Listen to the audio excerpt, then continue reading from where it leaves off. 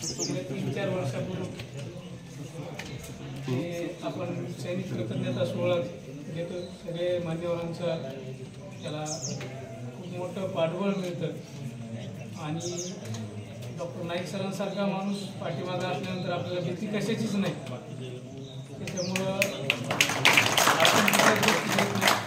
गेल्या 4 वर्षापूर्वी आम्ही कोविडच्या अगोदर आम्ही मनोरुग्णांचा कार्यक्रम घेतला होता.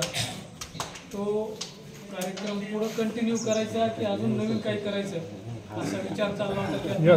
हा कन्सेप्ट मिळाला आणि हा कन्सेप्ट 3 वर्ष झाला आम्ही प्रभावीपणे राबवतो.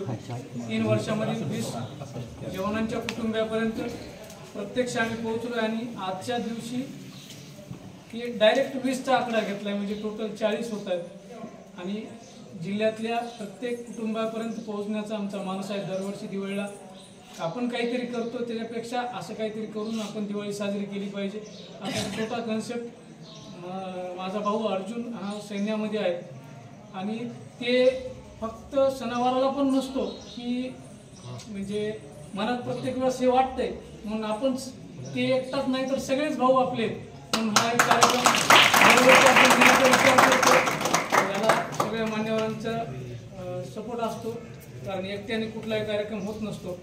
आभार कुणाचेच मानायचे नाही कारण आपल्याला अजून हे कार्यक्रम वाढवायचे.